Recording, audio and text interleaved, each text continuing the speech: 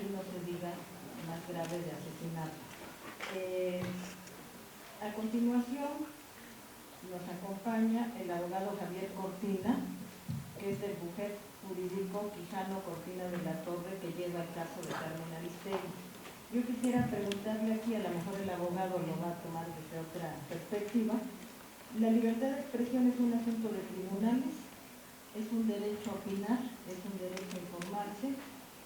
Es muy grave, a mí me parece lamentable, a lo mejor lo mínimo que uno puede decir es cuestionable, esta sentencia que dicta que se elimine el prólogo de un libro. Yo aquí lo dejo y le doy la palabra al abogado Javier Cortina.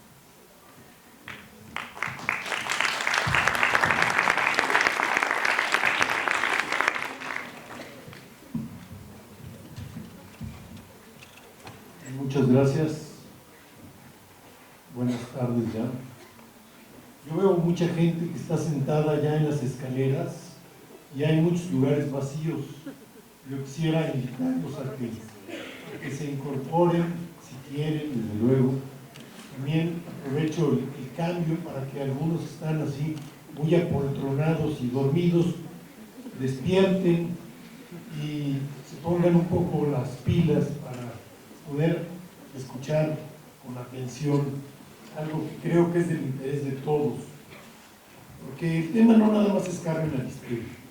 Carmen Aristegui, a quien tenemos el honor y el privilegio de defender, es quizá un estandarte de un debate y de una defensa que debe ser de todos nosotros. En nuestro país, desgraciadamente, no existen medios legales, no existen figuras jurídicas que permitan una defensa auténtica, que permitan una independencia real del periodista con el medio. Yo creo que este es el aspecto fundamental, y sobre todo en este foro, que tenemos que analizar. En México, la opinión pública es de unos cuantos, los dueños de los medios. Son los dueños de los medios los que tienen, no los que van a, sino los que tienen ya de facto el control de esa opinión pública, porque cuando lo que dice el periodista no les acomoda o no acomoda al medio o se vuelve una situación de conflicto, pues termina con la exclusión del periodista del lugar en el que se hacía pública su opinión o su comentario. Y yo creo que ese es el aspecto fundamental que debemos observar. Hablar del tema de Carmen, o hablar de la sentencia de Carmen, sin hablar del contexto en que se da todo esto, no se puede entender. Y yo voy a hacer una breve sinopsis de cómo ocurren las cosas.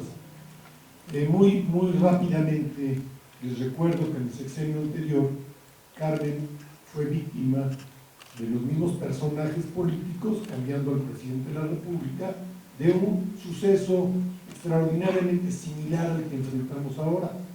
Una situación que incomodó a la presidencia de la República y que a través de sus agentes, personas vinculadas al Ejecutivo Federal, destinan una serie de amenazas en contra del dueño de un medio para que termine la relación contractual. Y aquí destaca un aspecto fundamental, una relación contractual, y termina la relación con una periodista. ¿Para qué? Para sacarla del acceso a la audiencia, a esta audiencia que es el elemento fundamental que crea el vínculo de la libertad de expresión. No puede haber libertad de expresión si no hay audiencia. Entonces, si para que exista audiencia tiene que haber un medio, y sin el medio no puede haber audiencia. Es un binomio elemental. El fenómeno de la Casa Blanca tiene un paralelismo absoluto con lo que ocurrió en la ocasión anterior, y por ello no puede desprenderse de lo que vivimos y del país en el que estamos. Cuando en la sentencia el juez analiza una serie de elementos, pues se le olvida que no vivimos en Suiza, estamos en México, y que estas cosas pasan en este país y que en consecuencia es perfectamente posible tener una serie de elementos de sospecha y arribar a una serie de conclusiones válidas en base a hechos reales. ¿Cuáles son estos hechos reales? En el sexenio anterior, sin ninguna duda, al juez le gusta mucho decir que son hechos públicos y notorios y utiliza ese elemento para fundar su resolución, pero más público y notorio que el escándalo que encabezó el propio Joaquín Vargas Guajardo cuando fue víctima de una presión que lo hizo de facto terminar la relación contractual. Después la restauró, pero de facto sucumbió a la presión en aquel entonces, y él mismo lo hizo público. Él mismo dictó una conferencia de prensa, convocó y platicó con elementos documentales, cartas, correos de la señora Sota y de otros agentes del Ejecutivo, ejerciendo una presión concreta con amenaza en contra de la familia y del medio, en el caso de que la periodista siguiera teniendo contacto con la audiencia. Es un hecho incontrovertible, es un hecho histórico, lamentable, pero histórico, que ocurrió.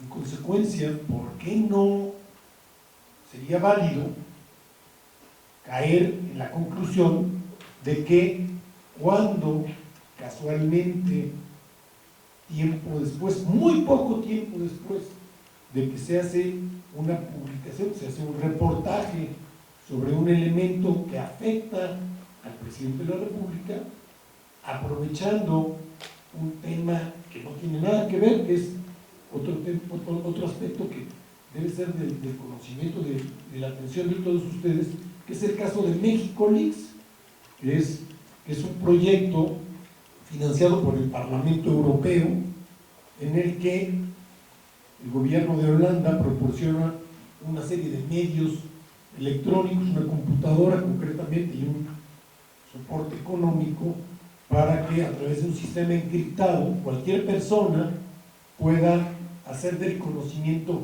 de algunos medios que se han destacado por ser independientes, por ser audaces, por ser valientes, y pueda poner en conocimiento de esos medios circunstancias o situaciones que de otra manera sería peligroso denunciar, sería peligroso poner en su conocimiento. Y eso es lo que es México Leaks. Cuando se anuncia la plataforma de México Leaks, de la que forman parte Proceso, la Unidad de Investigaciones Especiales de Aristegui Noticias, Artículo 19, La Jornada y otros medios, se aprovecha esta circunstancia por parte de MBS Noticias para decir: esto es intolerable. Intolerable que existan fuentes de información. Es intolerable que el periodista tenga acceso a información, es lo que dice el discurso original de MBS. Y de ahí empiezan las acciones. Se despide inmediatamente a dos de los que habían anunciado esta plataforma, que casualmente son Irving Huerta y Daniel Izárraga, que son los que, desde luego, los autores del prólogo del libro, del contenido del libro, pero son las piezas más importantes de la investigación de la Casa Blanca. Entonces, ahí tenemos un primer elemento de una circunstancia que no puede verse aisladamente. Dos personas que intervienen en un reportaje, que son la pieza fundamental, y que por una causa totalmente inexplicable desde el punto de vista periodístico, son separados sin ninguna advertencia, sin ningún aviso, inmediatamente del trabajo que fue desarrollado. Inmediatamente después,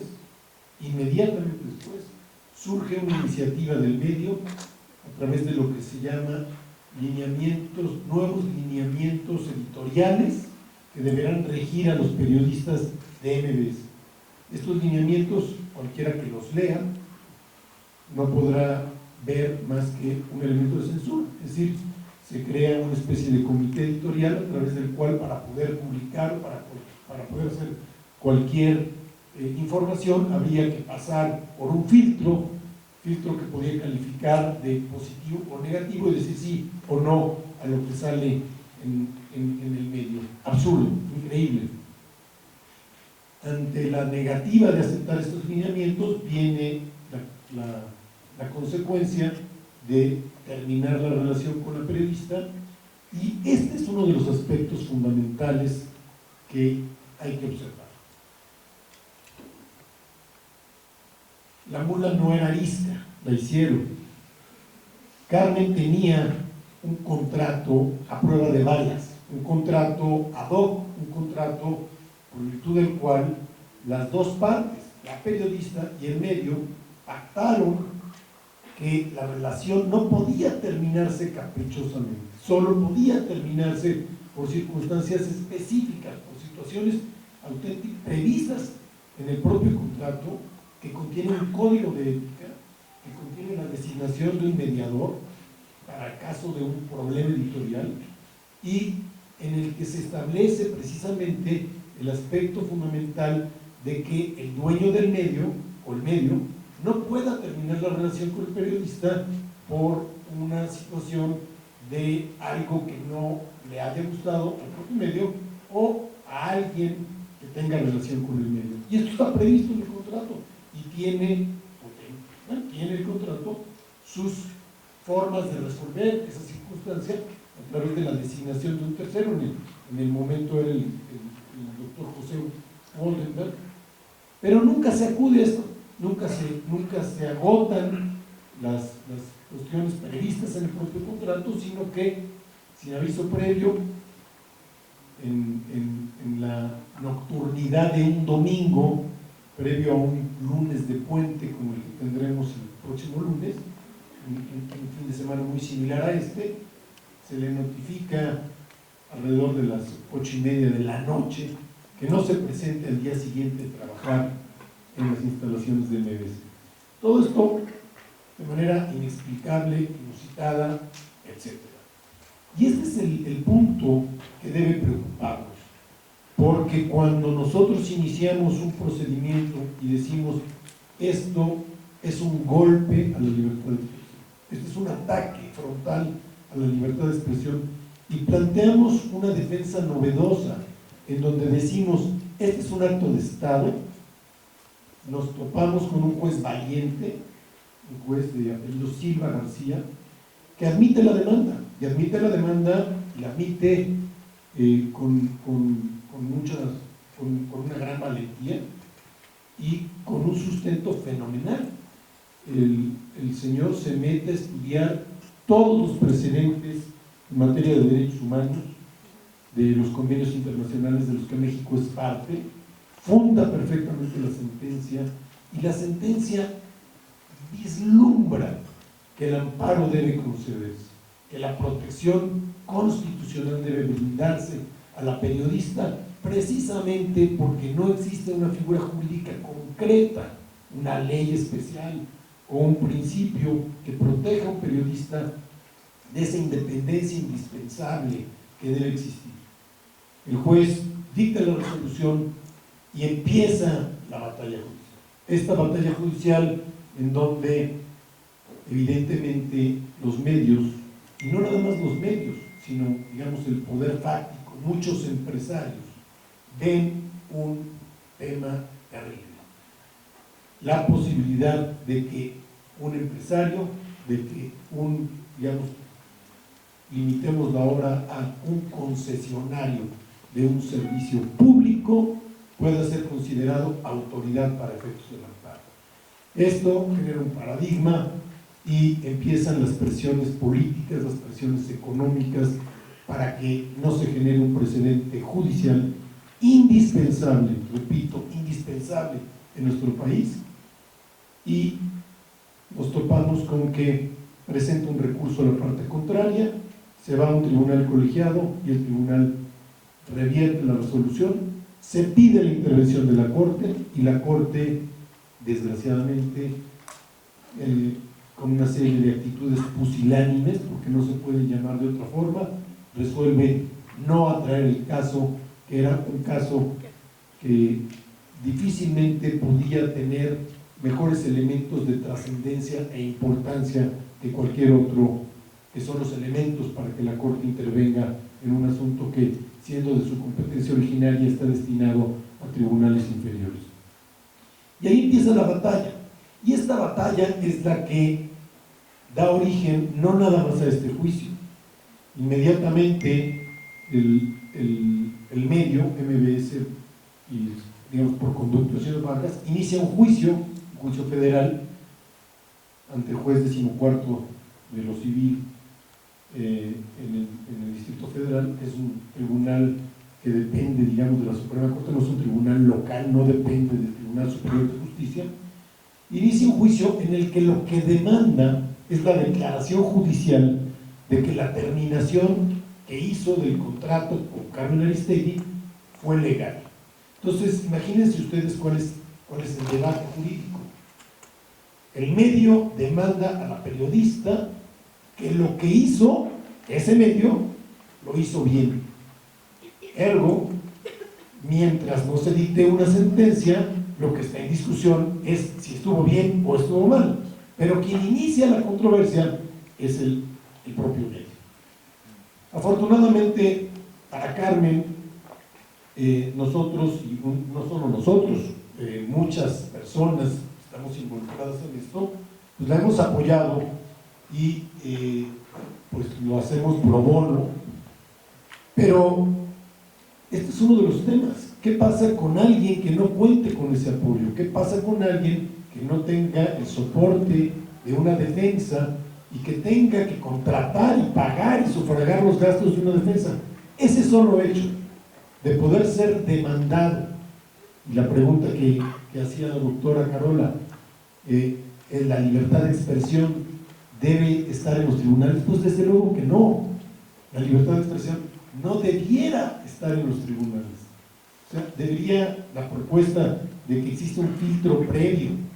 Yo creo que no nada más un filtro previo, o sea, debería de existir un catálogo muy detallado de cuándo se puede y cuándo no se puede iniciar una demanda en contra de un periodista, clarísimamente. ¿Por qué? Porque de otra manera todos estos elementos se presentan como elementos de censura.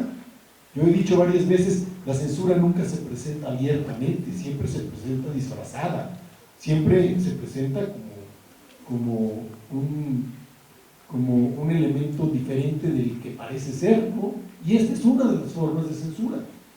Cuando se puede, y lo decían antes, cuando se puede presentar con toda facilidad una demanda y el periodista tiene que ocuparse de defenderse, pues hay una censura para el periodista, pero hay una censura para todos los demás periodistas, una autocensura, porque genera una autoinhibición.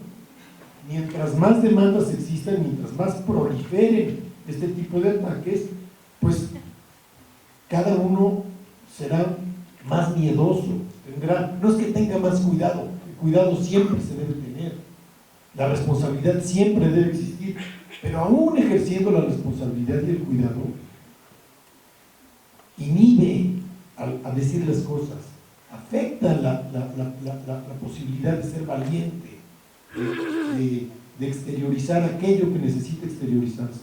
Entonces, claro que todos estos ataques, nosotros ahora enfrentamos no nada más este juicio, o sea, enfrentamos ese juicio que les digo del 14 civil, enfrentamos el juicio de la sentencia que nos ocupa, un segundo juicio de la propia MBS en contra de Carmen Aristegui por supuestamente usar los contenidos de su programa de radio, imagínense, de su programa de radio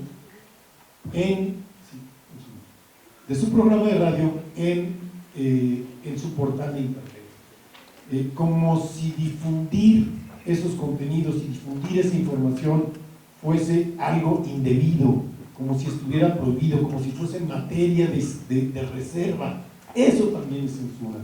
Y permitir este tipo de circunstancias y no actuar como sociedad, y no quejarnos, y no exigir, pues nos hace pobres, nos hace mediocres. Yo creo que por eso empecé por decir, este es un juicio de todos, este es un discurso que nos corresponde defender a todos. Yo por eso estoy contento de estar aquí con ustedes y me siento muy privilegiado de poder hablarles y decirles darles esta invitación para que en la medida de sus posibilidades transmitan con su voz, con su liderazgo de cada uno, que esto no debe permanecer así y debe cambiar. Muchas gracias.